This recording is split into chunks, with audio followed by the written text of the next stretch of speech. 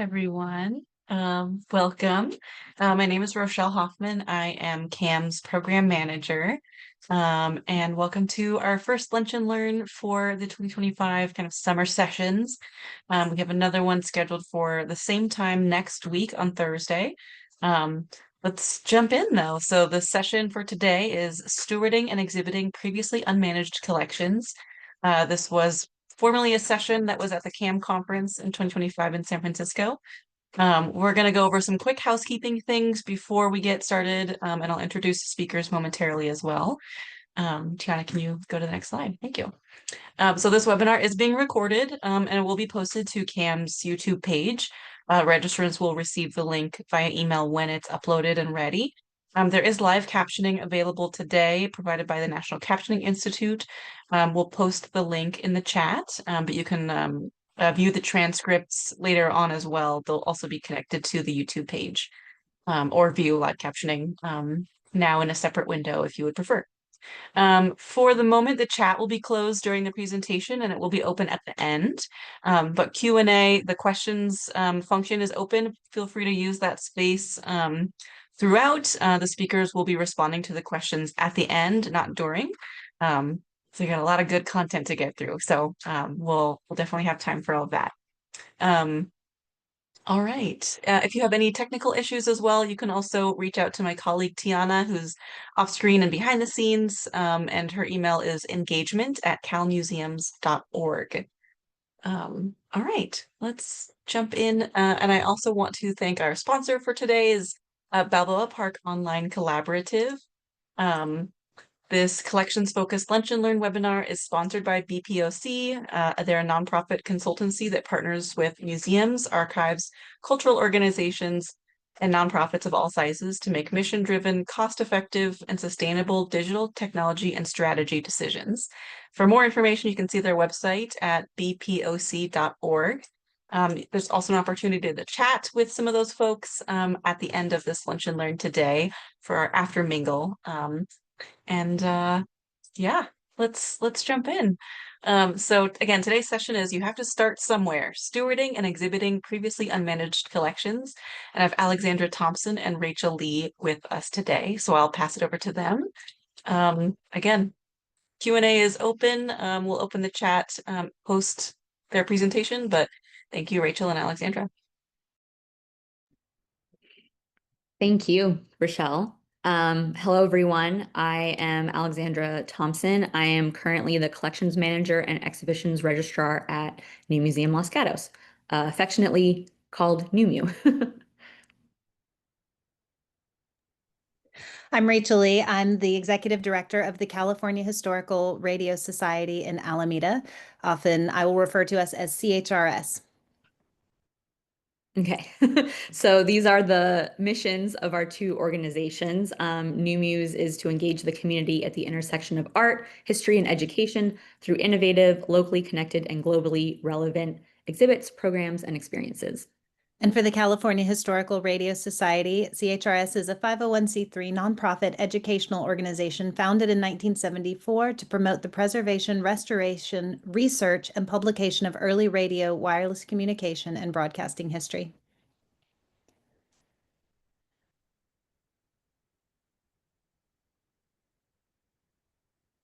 Yes.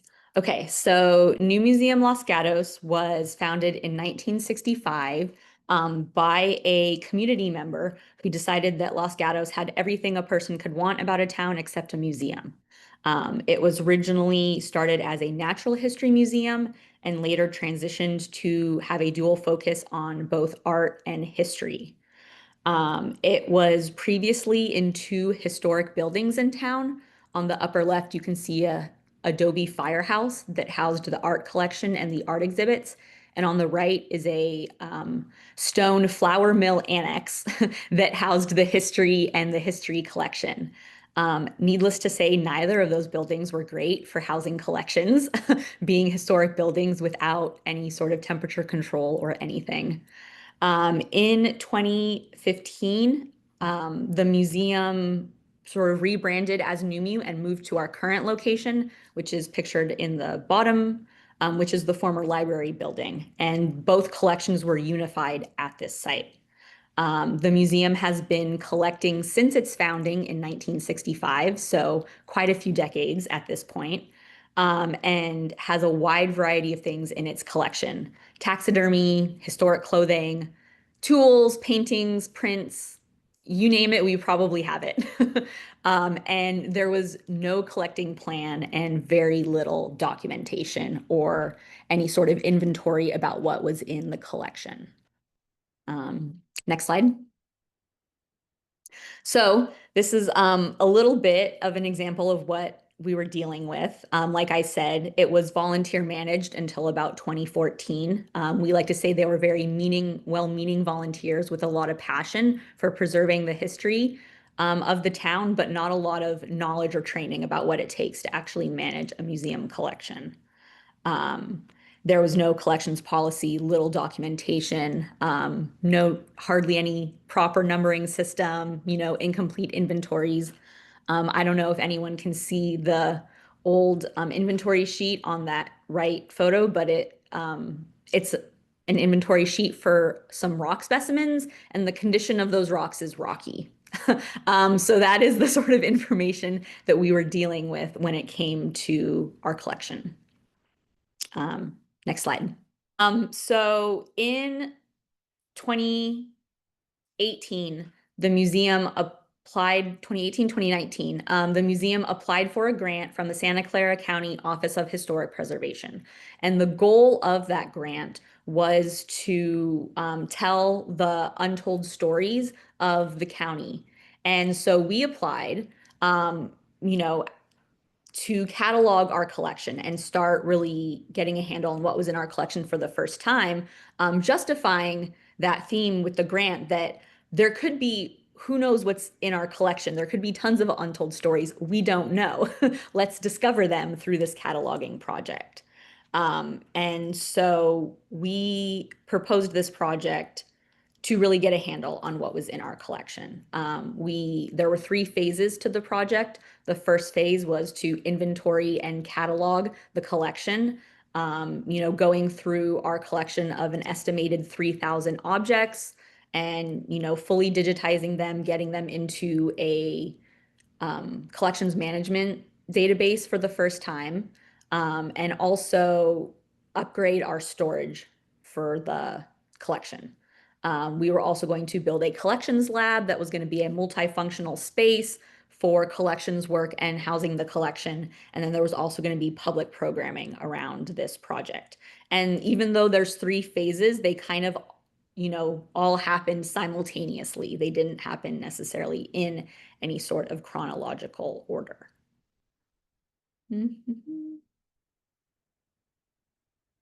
Next slide, I think.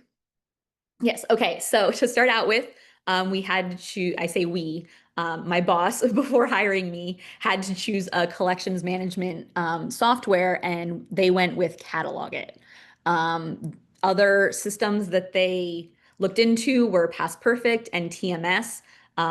Past Perfect was a little clunky, and TMS was a little expensive. So they decided to go with Catalogit. It is a cloud-based software that is based in the Bay Area. So that's a great local company for us. And it has a ton of features. We cannot say enough good things about this database. It's, as you can see in a screenshot, it's photo forward. You can see every object in the collection. It's intuitive, it's easy. There's lots of cross-referencing powers. So that is the database that we chose and that we have been building from scratch through this project. Yes. Okay. So my role, I was hired under this grant in technically 2 part-time positions funded by that grant. I was the collections registrar and the LGHP programs coordinator. So I was doing both the cataloging and sort of, the programming that we could do around this project and around the collection. So I am the one who has opened every box, looked at every object, documented it, tried to go through all of our records and see what I can figure out about each object, and then rehousing everything. So yeah, so I mentioned as part of that phase 1 of the grant was to upgrade our storage system, our storage room. And so this is what it looked like before. I'm sure this site might be familiar to quite a few people. Just everything packed in there haphazardly, no locations, no box numbers. I mean, it was impossible to find anything in the room. And then this was sort of in progress.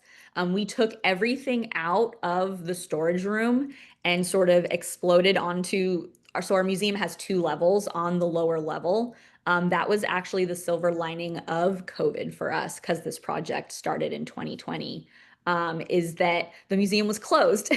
So we were able to take over gallery space for this project, and it didn't impact the visitor experience at all. But we took everything out, and then got rid of all the poor shelving that, was weak. It had particle board, which it was just terrible for collections. So we were able to purchase all of the upgraded furnishings and bring them in, once we got the collection out of the storage room. And then these are some photos of what it looks like after. We purchased almost everything you see in these photos: the metal racks, the chairs, we have tables, we have cabinets, we have flat files, archival boxes, archival storage materials. And so really, as I was, cataloging the collection, it would go back into the storage room, and, locations, tracking, everything labeled and has its place. So, we're very pleased with this transformation. Next slide. Yes. So the collections lab is a space right outside our storage room, that we envisioned as a multi-purpose space. It's where the cataloging work actually happens. That's where I sit and work when I'm processing objects. It's also a space for programs related to history or the collection. When we have researchers, request access to things in the collection, this is where they can sit and look at things. We bring it out from the storage room. It's also an open storage concept, display area for our collection. So we house things in the collection in this room as well that people can see. But it's also where their permanent storage location is. If you want to go to the next slide. Yeah, so these are some photos of what it looks like. Again, we purchased everything in these photos: the shelves, the flat files, the bookcases, the metal racks. In both cases, we did have to get creative with these furnishings. We had a grant for this, which was great, but it was still, not an obscene amount of money. Like for the storage room, when we looked at, say, like the compact storage from Space Saver, like 1 unit would have blown our whole budget for that upgrade. So we really still had to be cost effective.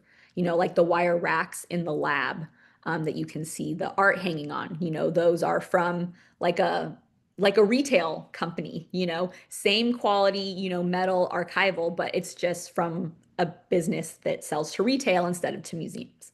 And you can also see on the left photographs, examples of the programs we have in there. We also had a conservator come and assess some of our paintings, and he worked and in the lab set up his mobile lab in there. So a very multifunctional, publicly accessible space. Yes, we also retrofitted a lot of these storage solutions to be, again, open concept storage. So we have drawers that pull out that have objects in them, that didn't come that way. We retrofitted them for this function. Next slide. And then really quickly wanted to touch on the exhibit. This was not a part of the grant. It was not grant funded, but it was a natural result of this work. What are we cataloging the collection for, if not to use it and display it? So we have a semi-permanent history gallery that exclusively displays objects from the collection. That was not always the case in the past. And again, it focuses on sort of the focus of that grant, the untold stories of the town's history, and making transparent museum work, and sometimes how we don't know everything about all of these objects. And then So that original grant from the County of Santa Clara was a 3-year grant. And as we got near the end, we were like, wow, we're nowhere near being done with working through the collection. So we applied for and got an IMLS grant, the Museums for America grant program. And really we needed it because, as you know, we weren't done with the work, and having started, we wanted to make sure to finish the project. We also wanted to update our collections management policy, which hadn't been updated since 2015, and create a collections plan to really, what do we want to bring into the collection after this project that can fill some gaps. So it funds a lot of things. It funds the salaries of the staff that do this work, paid interns, which has been really great. You can see a collage of all of our interns hard at work. Also stipends for consultants, like that conservator that was in that previous slide. Also, subject matter experts to teach us a little bit about the stuff in our collection. And then, of course, archival materials, which you can never have enough of. Okay. So Alexandra talked about sort of the behind the scenes portion of it. I'm going to talk about more front facing portion. So everybody knows you must start somewhere. What if I told you that best practices can be viewed as aspirational? CHRS began 50 years ago as swap meets in parking lots. There was no thought of being a museum at that time. It was about enthusiasts exchanging parts, ideas, and stories. Over time, CHRS took a big step forward and moved into the KRE building in Berkeley in 2003. That's when they started collecting artifacts, not necessarily with a plan, but with a whole lot of enthusiasm and passion. 10 years ago, CHRS made a bold move and purchased the original Alameda Telephone Exchange, which was built in 1900. And this was exciting for two reasons, because now we had a permanent home. And now we owned a 100-year-old building, which, as you can imagine, came with a few surprises. So for nearly a decade, CHRS worked on critical infrastructure upgrades, seismic retrofitting because California earthquakes, flood mitigation because we're located in the Bay Area, and ensuring the artifacts wouldn't be destroyed by the very place meant to protect them. During this time, CHRS kept the safety of the artifacts in mind with the resources available, if not always according to strict archival best practices. A year ago, we were also able to embark on a project to remove a facade and return the building to its original 1900 California Mission Revival front. And that's where we are today, building on our foundation, improving our practices, and striving for something greater. The evolution of CHRS has always been about progress, learning, refining, and taking that next bold step. So next slide is the collection. Perfect. Fast forward to September 2023, CHRS took a pivotal step in its evolution, and I was hired as employee number 1. This marked the beginning of a new era, transitioning CHRS from a collector's organization to a sustainable museum. My role is to help professionalize the space, to implement changes to increase local awareness, and ensure CHRS remains a welcoming community space for the collectors and enthusiasts that got us here. Until September 2023, CHRS was entirely volunteer run. The dedication of the collectors and radio enthusiasts kept the organization alive for decades, and while everyone was passionate, none were trained museum professionals. We have immense knowledge, but not necessarily in museum operations and best practices. However, even before there was a museum in 2020, CHRS adopted Catalog It also to inventory the collection. Many grassroots organizations don't think about cataloging until long after they've accumulated so many artifacts, it's completely overwhelming. Although there was already a building full of items, CHRS leaders had the foresight to lay the groundwork early. And you can see our little Catalog It tags hanging in this area of collections. CHRS leaders knew they were working toward a museum someday, and thus began developing some best practice procedures, including a collections policy. However, policy use has been flexibly implemented, with the exception of deeds of gift, which date all the way back to 2002. So where are we today? At this time, our inventory catalog is still incomplete, but if you are a museum professional, you know that means we're normal. All right, next slide. This should be the first exhibit. Has anyone here, think about this, struggled with feeling the need to do everything right at the expense of completion? Well, that's exactly what we wanted to avoid. So this is how CHRS went from 0 to 1. Long before I arrived at CHRS, there was already a museum layout planned as a timeline of electronic communication history done by decades. We went with that plan and took the first step to begin at the beginning with our first display covering 1900 to 1920.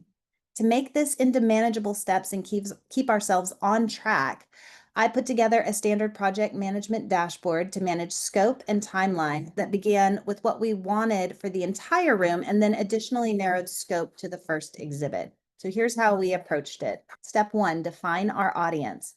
We asked ourselves who were our target visitors. We knew we would have collectors and history buffs, but we also wanted to attract student groups, art history students, researchers, and the general curious visitor, aka the general public. Step 2, identify our key themes. Next, we defined what story threads we wanted to tell across every exhibit. For CHRS, it was the technology, radio and society, radio design, and who was listening, focusing on how radio and electronic communication affected culture. Step 3, we wanted to consider accessibility and engagement. We next considered how we would design our displays for tour group size, the need for social media photo ops, because let's be real, if there's no picture, it didn't happen. Interactive elements in each display, the age of the touring groups, streaming of era-appropriate broadcasts, inclusions of TV, military, and ham, which for those of you who don't know is amateur radio, and you should probably take a visit to Alameda to learn more, and ADA compliance for text label and panel size, as well as access around exhibits and objects. Okay, next slide. Now that we had defined some parameters, we were ready to begin our beta version. It was time to actually build the exhibit. We considered this our beta version from the beginning to prevent perfect from being the enemy of good, or in our case, good enough for now. For our first display, we focused on early wireless technology from 1900 to 1920. We collaborated with in-house subject matter experts to identify the most important stories we wanted to tell in this section. We knew the life-changing stories were wired to wireless communication, which helped lead ship-to-shore and air-to-land communication, the advent of tubes, the stories of DeForest, and the beginnings of broadcasting and Doc Harold. After defining our stories for this section, it was time to select the key artifacts.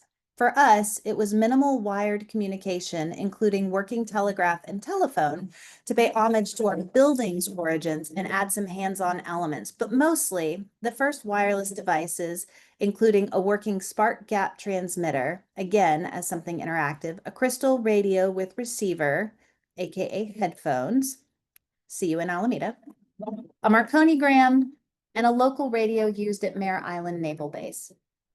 Now that we had our stories and artifacts, it was time to lay it out. Remember, this is a beta version, so we're not spending best practices money on display cases. We are simply going from 0 to 1. Instead of museum grade display cases, which can cost as much as a used car, we opted for two 18-inch wide tables from Amazon, some stretchy tablecloths, and a bookcase and glass table we already had on site.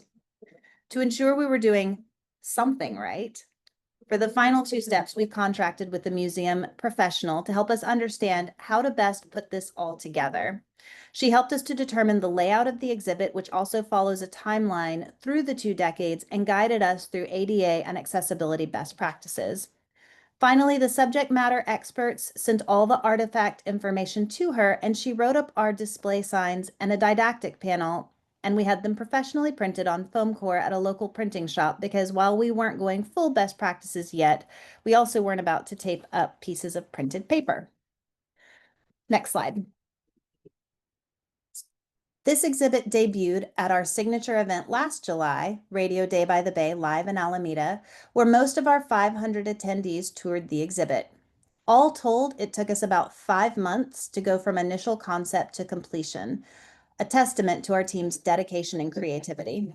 Once we had experienced touring the display, we did what every museum should do. We listened. We solicited feedback from visitors along with feedback from the docents.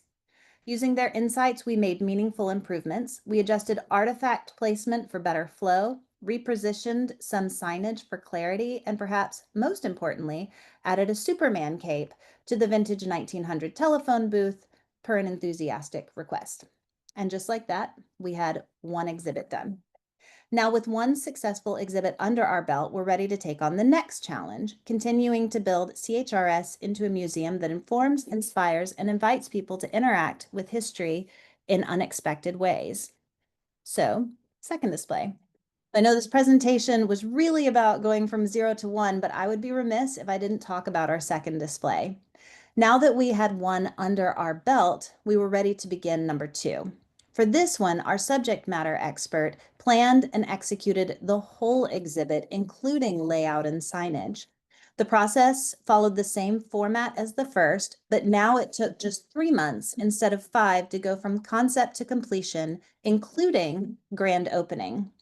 So step 1, define the story. Radio enters the home. Step 2, select the artifacts. After the main artifacts were selected, we had a little bit of extra work to do to increase the experiential nature. This exhibit has a 3-dialer radio which can be tuned by the visitor. Once tuned, a switch can be flipped to transfer the output to a speaker display. This required that a switch be built so that you can hear radio from 9 different speakers one at a time to immerse yourself in modern broadcasts coming from 100-year-old speakers. Additionally, the center artifact had an element made from pot metal that was broken. I was able to 3D scan it and print a copy of the original piece to be installed so that the phonograph portion works. Step 3, lay out the exhibit. We bought one 4-foot table for the breadboard display in the front and stretchy tablecloths. The rest of the tables were all items we already had on site. Step 4, following the format of the first display, we made signs for the objects and had them printed. And then step 5, solicit feedback. This exhibit opened at our holiday party in December, after which we made some minor changes in the labels and tuning instructions. Next slide. Creating an engaging museum display requires careful planning, expertise, and some materials, but it doesn't have to cost a fortune. For our first exhibit, we invested about $4,000 for a contracted museum professional, ensuring that the display was at a minimum thoughtfully designed and executed. This was the biggest expense, but a critical investment in getting it right. To present our artifacts and information effectively, we purchased display tables along with table covers to create a clean and polished look. Archivally framing select pieces to enhance their visual impact also added to the budget. Smaller but essential supplies, including Velcro, hangers, tape, and paint, were included, ensuring our materials were securely and professionally mounted. Additionally, sign printing was crucial in clearly conveying the story behind the display. People needed to know what they were actually looking at. So in total, this exhibit cost $4,735.26. Now for exhibit 2, things looked a little different. For our second display, our museum professional was not available, but we had a dedicated volunteer willing to step up and take on the challenge. Many of the items needed for the display were already on site. We purchased one display table, table covers, printed signs, and bought some additional displays like Velcro as used in display number 1. In total, our second exhibit cost us $184.29. Our first exhibits may not have multi-million-dollar budgets of large museums, but that's okay. Our goal was to create engaging, meaningful experiences that connect visitors to history, even on a modest budget. By prioritizing thoughtful design, the display serves its important purpose. Creating a compelling display requires planning, expertise, and materials.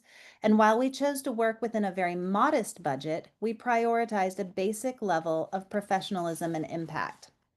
And while our approach may be more resourceful than extravagant, our exhibits remain engaging and informative, demonstrating that great storytelling and historical preservation doesn't always require a fortune, just some passion and ingenuity. Fundraising for display number 1. Thanks to CAM's funding opportunities list, CHRS found, applied for, and was awarded a $1,000 grant for our first display from Provident Credit Union. This helped cover some of the cost of the contracted curator, and every dollar made a difference. Fundraising for the future of our museum. Now let's be clear, CHRS realizes that the beta version of our displays that we are working on now are not the final version. They are not museum grade displays, but that's exactly the point. We know where we are headed. As of now, we're beginning to look to the future to when we will implement best practices, preservation techniques, multimedia display elements, proper lighting to enhance artifact visibility, and professional display cases. To make this possible, we've kicked off a capital campaign to bring in the infrastructure to allow us to begin to take steps in that direction. Because while creative problem solving has gotten us this far, real long-term sustainability requires actual funding. However, for funders to see our vision, we had to start somewhere. So we started. Next slide. So if there's one lesson from CHRS in all of this, it's that starting is often the hardest part. CHRS evolved from parking lot swap meets to a growing museum, from passion project idea and collection of artifacts to an actual exhibit, and from a volunteer-run organization to an institution committed to professionalizing our processes. For anyone else out there trying to build something from scratch, here's my advice. Embrace the beta version. Iteration leads to innovation. Find creative solutions. Sometimes a Superman cape is exactly what you need. Get feedback and adjust. Your audience will tell you what works. And most importantly, don't let perfect be the enemy of done. Progress beats perfection every time. Alexandra?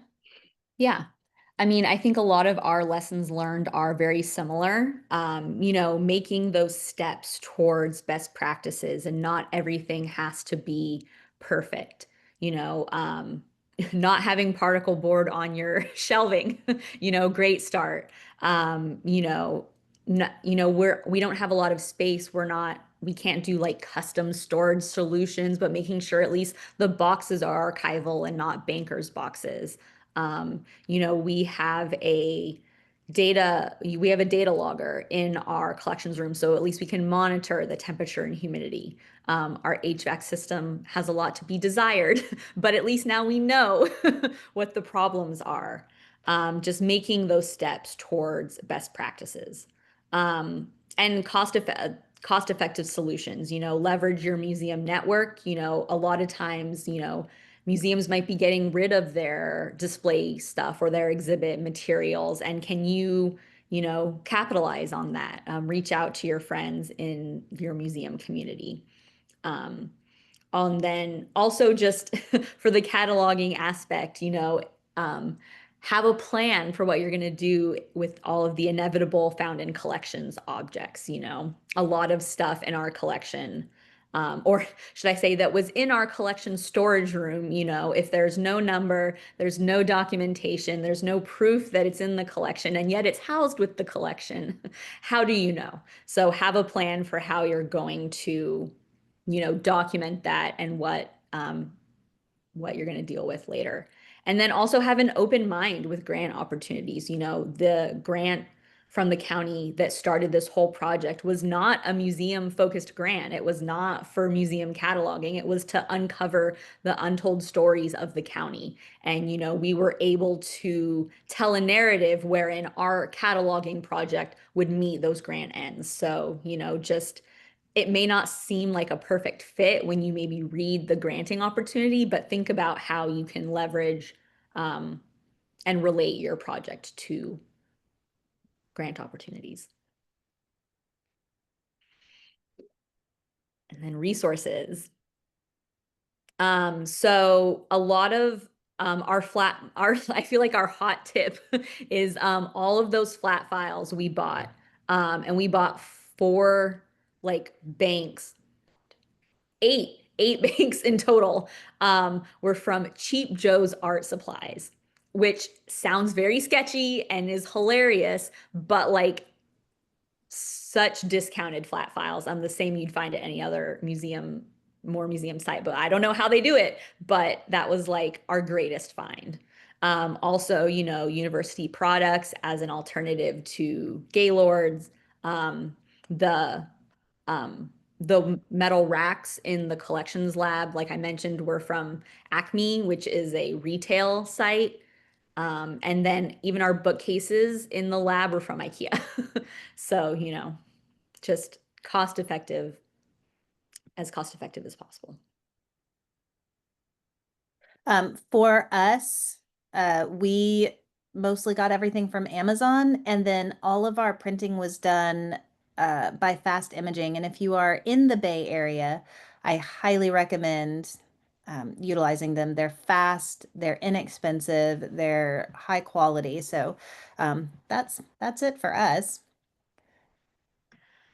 In terms of funding for such products, for projects, and products, a lot has changed in the funding landscape, not only since we got funded for this project, but also since we did this panel in February.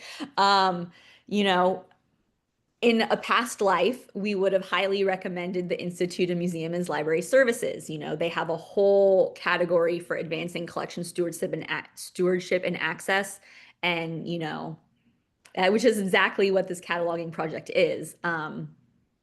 In light of everything going on, I don't know if that's the best recommendation, but really, look into local government grants. Again, that was the one that started off this project. And, it was not it was quite a hefty grant. So it really allowed for a lot to be done, even though it was from our county. And for us, we used the CAM grants list and found the Provident Credit Union grant, which funded 25%, give or take, of the first exhibit. So for us, just utilizing this great organization. Okay. Yeah. I think that's the last page, if I remember correctly. Thank you so much, Alexandra and Rachel, and everybody else for dealing with our tech issues. We appreciate your graciousness and all of that. There's some questions in the chat. Before we get to those, I just want to really quickly shout out some upcoming CAM programming. We have our fantastic Centering Equity program, and there are some workshops coming up in August.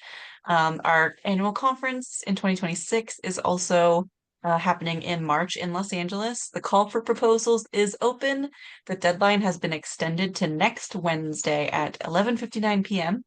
And please propose. We want to see more content around figuring stuff out. We love kind of case studies and panels and all of these stories from museums and institutions of all sizes and levels. They are really, really, really relatable and helpful to the greater museum community in California. So appreciate everyone's proposals. Alrighty. Now there are some questions from viewers. The first is for Alexandra. With the long time collecting and so much material, how did you exactly choose where to start with cataloging the collection? Yeah. There was no plan on where to start. It was literally kind of me walking into the room and picking the first box and opening it and being like, what's in here? And, really trying to see what I could figure out. And yeah, it was just working my way. I would kind of like go from rack to rack, like pick a rack, pick, the box on that rack, next box on that rack, next box on that rack, and really start from there. And then occasionally I would divert maybe, I was working through the boxes and then I kind of changed course and took a break and did like the art collection, because our insurance renewal was up. And so we needed a more accurate, our art was probably higher, monetary value than some of our historical objects. So really getting a handle on, the art collection for that insurance renewal. So it was kind of like when situations would arise, maybe I would divert from that like literal what's the next box strategy, but that has really been the strategy, is just box to box to box, going from there.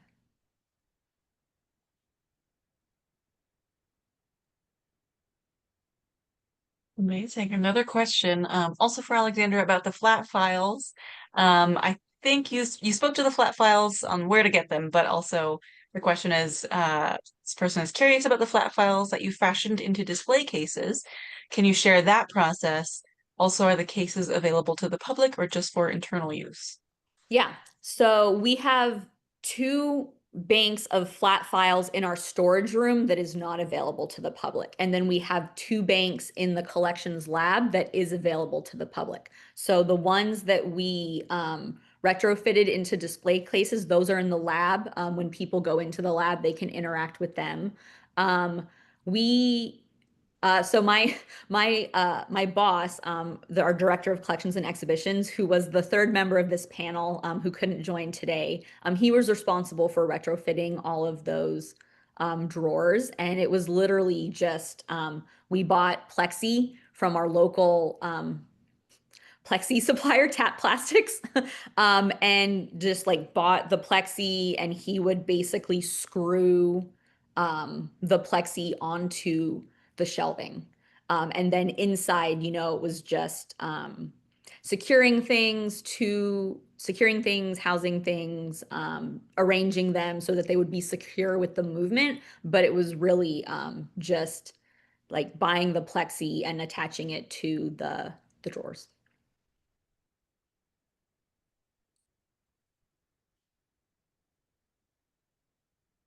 So I'm curious, when you attached that plexi and were trying to prevent movement, did you have it lying on top of the artifact or is there space?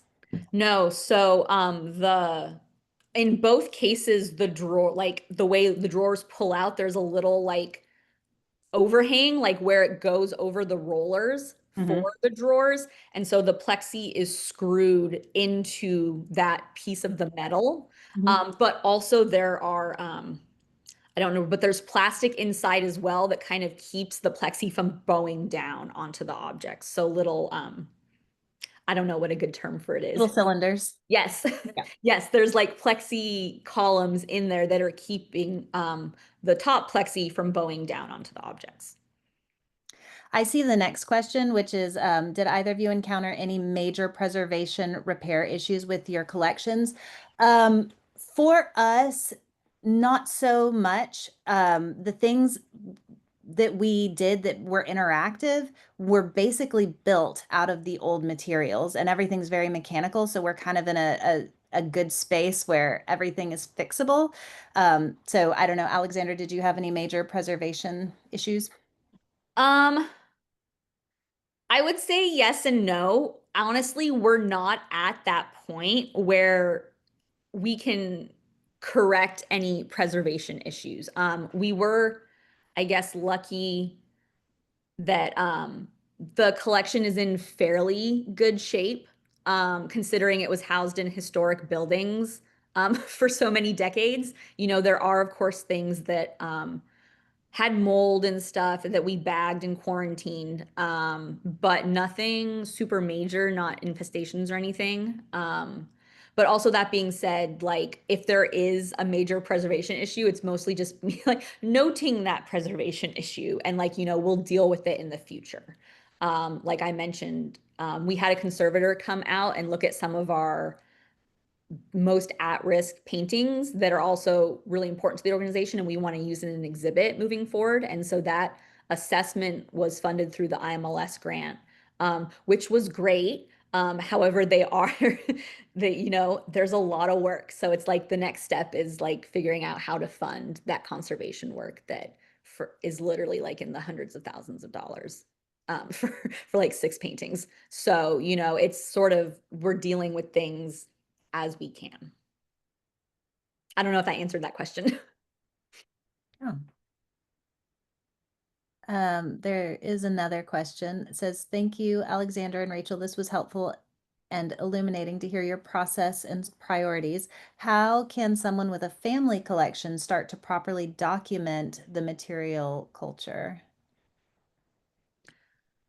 I think so sometimes I feel like a walking salesperson for Catalog It. I was going to say the exact same thing. So go. Catalog It has a personal version of the database. So we, as a museum, we have like an institutional account. There are personal accounts. So you can get catalog it for yourself and really just start putting your own things into a database that can help you track and document what you have. And I do really feel like, that aspect of like knowledge and intellectual control over what you have is so important.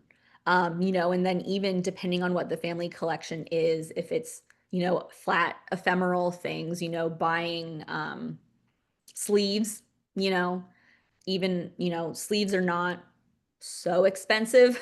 There's a lot of places to find archival quality sleeves. And, that way, even if things are in sleeves and maybe not in an archival box, that's like, a step forward.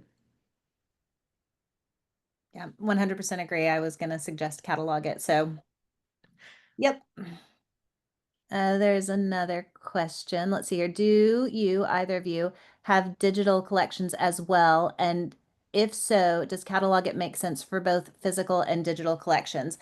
You can go ahead and respond to that. I have a response as well. Okay.